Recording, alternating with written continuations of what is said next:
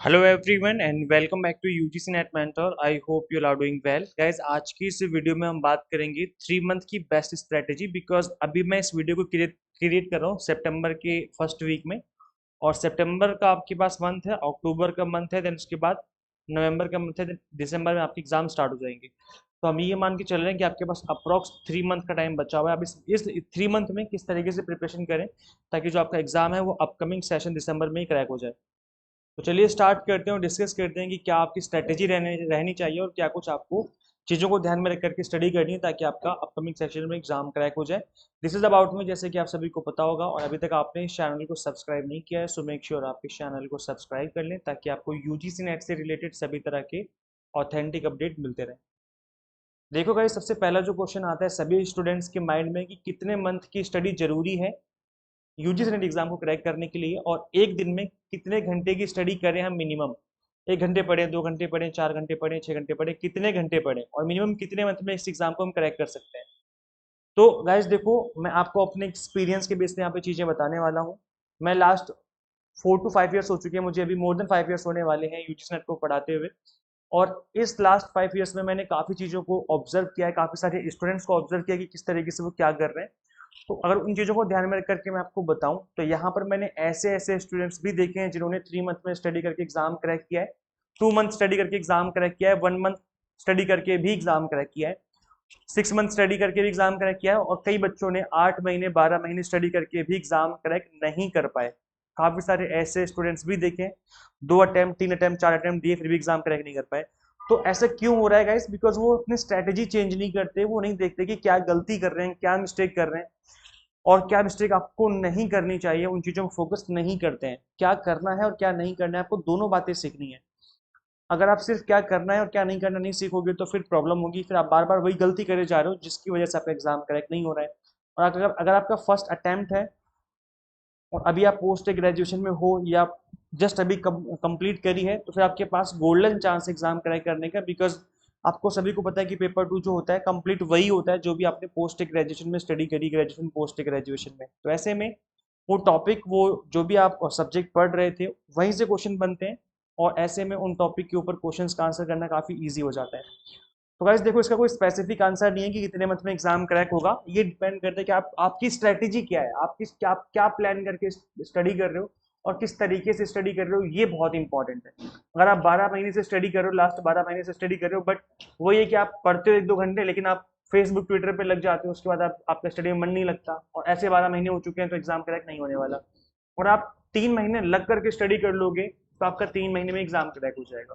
तो आपको खुद को, अपने आप को देखना है कि आप किस तरीके से स्टडी कर रहे हो, क्या आपका प्लान है, किस तरीके का शेड्यूल आपने बनाया हुआ है फॉलो करने के लिए।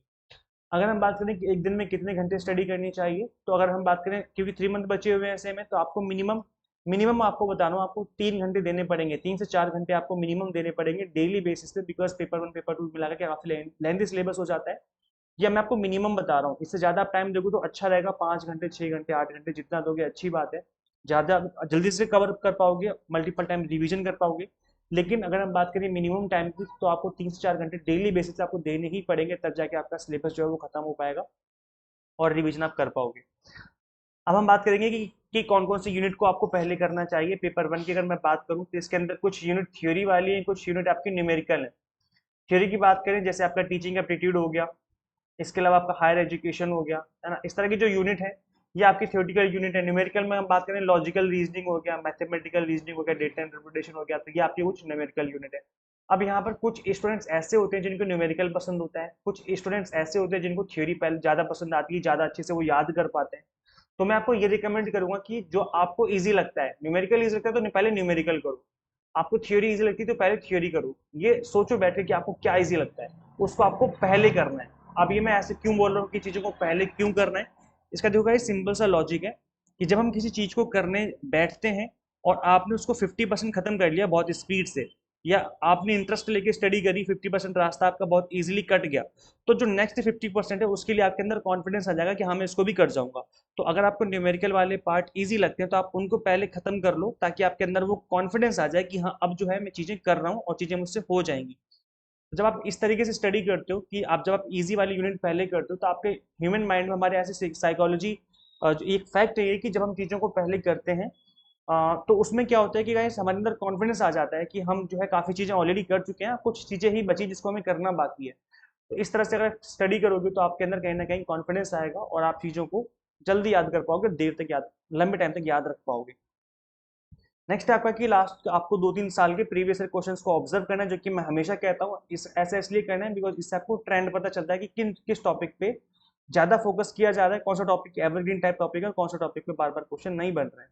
तो इससे आपको पैटर्न का पता चलता है, ट्रेंड का पता चलता है। जिस तरीके से एनटीए क्वेश्चन पूछ रहा है पिछले 1-2 सालों से अगर हम बात करें तो काफी कॉन्सेप्चुअल बेस्ड क्वेश्चन बन रहे हैं, और कंसेप्चुअल बेस्ड क्वेश्चन बनने की वजह से क्वेश्चन पेपर काफी टफ स्टूडेंट्स को लगता है। तो ऐसा आप इन चीजों को तभी ओवरकम कर पाओगे, इन चीजों से तभी जीत पाओगे जब आप ट्रेंड को समझ पाओ। और ट्रेंड को समझने का बस बेस्ट तरीका यही कि आप पीवाईक्यूज को देखो, ऑब्जर्व करो लास्ट 2-3 साल के कि भाई किस तरीके से एनटीए अब जो है क्वेश्चन पूछ रहा है। अगर आपने ये काम कर लिया, ट्रेंड का पता लगा लिया, तो आप ये लगा लो कि 50% काम आपका यहीं पे हो गया। अब आप क्या करोगे, इस ट्रेंड का पता लगाने के बाद उस ट्रेंड के अकॉर्डिंग स्टडी करोगे। और जब आप उस ट्रेंड के अकॉर्डिंग स्टडी करोगे तो बहुत हाई चांसेस होंगे कि आप एग्जाम क्रैक कर जाओगे, वो भी मिनिमम टाइम में। इसके अलावा आपको नेक्स्ट पॉइंट को इंप्लीमेंट करना है, दैट इज कि आपको मोस्ट रिपीटेड टॉपिक को काफी डीपली स्टडी करनी है। देखो हर एक सिलेबस, हर एक सब्जेक्ट के अंदर कोई ना कोई टॉपिक ऐसा जरूर होता है जो कि बार बार रिपीट हो रहा होता है, और कोई ना कोई टॉपिक ऐसा जरूर होता है जो कि जिसके ऊपर कभी क्वेश्चन नहीं बनते हैं। तो जो जब क्वेश्चन ही नहीं बनते उन टॉपिक को कवर ही मत करो, बिकॉज टाइम काफी कम बचा हुआ है, 3 मंथ का टाइम है। तो ये वो वाली बात है। अच्छा, मैं ये बिल्कुल नहीं कह रहा कि आपको कंप्लीट सिलेबस कवर नहीं करना, आपको कवर कंप्लीट सिलेबस करना है, लेकिन बस मेरे कहने का मतलब है कि आपको मोस्ट रिपीटेड टॉपिक्स को डीपली पढ़ना है, थोड़ा और इन डेप्थ स्टडी करनी है उन टॉपिक्स की। तो चाहे पेपर 1 हो चाहे पेपर 2 हो, दोनों की ही आपको इन डेप्थ स्टडी करनी है। दोनों ही जो आपके पेपर हैं दोनों इंपॉर्टेंट है, दोनों की अपनी अपनी वेटेज है, लेकिन आपको फोकस करना है ज्यादा ऑन मोस्ट रिपीटेड टॉपिक्स। आपके लिए मैंने पेपर 1 के मोस्ट रिपीटेड टॉपिक्स के ऊपर वीडियो बनाई हुई है। This is for paper 1 and this is for paper 2 commerce and management के लिए मैंने बनाई हुई है। इसके अलावा मैं पॉलिटिकल साइंस का भी जल्दी वीडियो बनाने वाला हूँ। जो भी आपका सब्जेक्ट है प्लीज कमेंट कर जरूर कर दें। अगर हम कोशिश करेंगे कि आपके सब्जेक्ट के ऊपर भी मोस्ट रिपीटेड टॉपिक्स को लेकर के एक वीडियो बनाई जाए, ताकि आपको पता चले कि मोस्ट रिपीटेड टॉपिक्स कौन से होते हैं आपके सब्जेक्ट के अंदर। तो आप कमेंट जरूर करें कि आपका सब्जेक्ट क्या है। इसके अलावा guys देखो, जो डेटा इंटरप्रिटेशन है, रीडिंग कॉम्प्रिहेंशन है, सभी को पता है कि 5-5 क्वेश्चन आने हैं, मतलब 10 क्वेश्चन, 10 मल्टीप्लाई बाय 2, 20 मार्क्स की वेटेज है, and this is game changer. एक नंबर काफी इंपॉर्टेंट होता है, जब आपको पता है कि ये 2 टॉपिक हैं जो कि बार बार 5-5 क्वेश्चन लेकर के आते हैं हर साल, तो आप इन टॉपिक्स को अच्छे से कवर करो। अच्छे से कवर करने का एक ही तरीका है कि आप इनकी प्रैक्टिस करो। जितने ज्यादा आप डीआई प्रैक्टिस करोगे, जितने ज्यादा आप रीडिंग कॉम्प्रिहेंशन की प्रैक्टिस करोगे, उतने ही ज्यादा आप उन टॉपिक को स्ट्रॉन्ग बना लोगे। तो रीडिंग कॉम्प्रिहेंशन को लेकर के मैंने ऑलरेडी वीडियो बनाई हुई है, जिसमें मैंने 5 के 5 क्वेश्चन को आपको सॉल्व करके बताया प्रैक्टिकली किस तरीके से आप क्वेश्चन को सॉल्व करेंगे, क्या आपको सोचना है क्वेश्चन को सॉल्व करने के टाइम पर।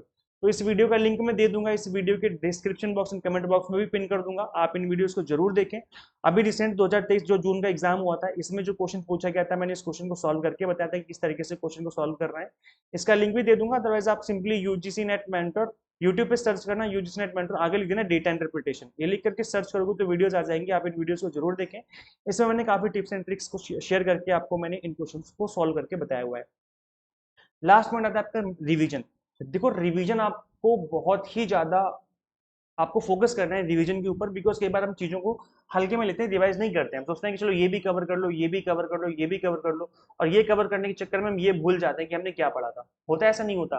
कोई टॉपिक ऐसा जरूर होता है जबकि आप सपोज करो एग्जाम्पल के लिए, जब आप रिसर्च एप्टीट्यूड पढ़ रहे थे, उसमें आपने कोई 20-20 टॉपिक्स के आसपास आपने कवर करे, और जब तक आप हायर एजुकेशन पे आए तब तक आप भूल गए कि इन टॉपिक को आपके अंदर आपने क्या पढ़ा था। तो अगर आप इन चीजों से बचना चाहते हो तो आपको रिवीजन करनी पड़ेगी, और रिवीजन करने का जो बेस्ट तरीका है वो मैंने आपको पहले ही बताया था, मैं दोबारा बता देता हूँ कि 2 तरीके हैं, कि या तो आप वीकेंड पे रिवीजन करो, एक संडे फिक्स कर लो कि मुझे संडे को रिवीजन करनी है, या फिर आप डेली बेसिस पे रिवीजन करो। वीकली रिवीजन में बस एक ये रिस्क रहता है कि संडे को कोई इंपॉर्टेंट काम पड़ गया तो आप रिवीजन नहीं कर पाओगे, फिर प्रॉब्लम हो जाएगी। और डेली रिवीजन करने में ये होता है कि आपका जो टॉपिक है वो बार बार रिवाइज होता रहेगा, और आपकी जो तैयारी है वो अच्छे से हो जाएगी। डेली रिवीजन में ये होता है कि जो भी आपने आज स्टडी करी है, जब आप कल स्टडी करने बैठोगे तो स्टार्टिंग के जो 10 मिनट होंगे आप ये देखोगे कि मैंने कल क्या स्टडी करी थी, फिर उसके बाद नेक्स्ट स्टडी करने बैठोगे। ऐसे जब नेक्स्ट डे आएगा तो स्टार्टिंग के जो आधे घंटा आप देख लो कि आपने कल क्या स्टडी करी थी, देन उसके बाद आप नेक्स्ट स्टडी करने बैठोगे। तो अगर आप इस तरीके से स्टडी करते जाओगे तो आपकी हैंड टू हैंड रिवीजन होती जाएगी, जिससे आपके जो टॉपिक है वो अच्छे से कवर हो जाएंगे, फिर आप इन टॉपिक्स को भूलोगे नहीं। तो इस तरीके से अगर आप स्टडी करते हो तो बहुत हाई चांसेस है कि आपका जो दिसंबर वाला एग्जाम है वो क्रैक हो जाएगा। अब लास्ट पॉइंट आता है आपका प्रैक्टिस। प्रैक्टिस कैसे करें? एमसीक्यूज के थ्रू करो, मॉक टेस्ट लगाओ, या फिर पीवाईक्यूज भी आप लगा सकते हो विद एक्सप्लेनेशन। अगर आप एक्सप्लेनेशन नहीं समझोगे तो प्रॉब्लम होगी। तो इसलिए मैं हमेशा कहता हूँ कि जब भी आप पीवाईक्यूज लगाओ, आप एक्सप्लेनेशन वाली बुक को परचेज करो। और पीवाईक्यूज की मुझे बेस्ट बुक लगती है ओसवाल की बुक, बिकॉज इसके अंदर क्या है कि एक्सप्लेनेशन भी गिवन है और रिसेंट पेपर भी गिवन है, जून 2023, मार्च 2023, ये सभी पेपर जो इसके अंदर गिवन है। तो जो ओसवाल की बुक है उसका लिंक मैं दे दूंगा इसी वीडियो के डिस्क्रिप्शन बॉक्स में। अगर आप ऑनलाइन परचेज करते हो तो वहाँ पे आपको 5 से 10% का डिस्काउंट भी मिल जाएगा। तो आप इस बुक को परचेज कर सकते हो। हार्डली 250-300 के आसपास की बुक पड़ेगी, और इस बुक के थ्रू आप मल्टीपल टाइम प्रैक्टिस कर सकते हो थ्रू पीवाईक्यूज विद एक्सप्लेनेशन। तो ये चीज करनी बहुत जरूरी है ताकि आप एक्सप्लेनेशन के थ्रू चीजों को समझ पाओ और डिटेल में। और अगर गाइज अगर आप हमसे स्टडी करना चाहते हो, एग्जाम को फर्स्ट अटेम्प्ट में क्रैक करना चाहते हो, तो एग्जाम को टारगेट बेस्ड स्टडी करोगे तो एग्जाम क्रैक हो जाएगा। और टारगेट बेस्ड स्टडी हम आपको करवा रहे हैं for paper 1 commerce management and political science. यहाँ पर कंप्लीट वीडियो लेक्चर्स हमारे इंग्लिश मीडियम हिंदी मीडियम दोनों में रहते हैं। एनटीए क्वेश्चन आस्किंग पैटर्न चीजों को हमने कवर किया हुआ है। 100 मॉक टेस्ट है प्रैक्टिस करने के लिए, पीडीएफ फॉर्मेट में नोट्स है जिनको डाउनलोड करके आप मल्टीपल टाइम रिवीजन कर सकते हो। तो इन सभी कोर्सेज को ज्वाइन करने के लिए सिंपली गूगल प्ले स्टोर से आपको UGC NET mentor app install करनी है। अभी जन्माष्टमी ऑफर चल रहा है, जन्माष्टमी और अभी जो टीचर्स डे है, टीचर्स डे ऑफर भी चल रहा है। तो अभी इन सभी चीज़ों को लेकर के आपको 10% का डिस्काउंट दिया जा रहा है। आपको सिंपली कूपन कोड अप्लाई करना है कृष्णा। जैसे आप कूपन कोड अप्लाई करेंगे आपकी फीस ऑटोमेटिकली रिड्यूस हो जाएगी। तो अगर आप iOS यूजर हैं तो उसका लिंक भी आपको इसी वीडियो के description box and comment box में देखने को मिल जाएगा। सो फटाफट से इस ऐप को इंस्टॉल करके अपनी exam target based preparation start कर लीजिए। Thank you so much for watching this video. Share this video with all NET aspirants, subscribe for UGC update and assistant professor job updates. Guys मिलते हैं फिर हम लोग next video में। Till then keep watching UGC NET mentor. Thank you so much.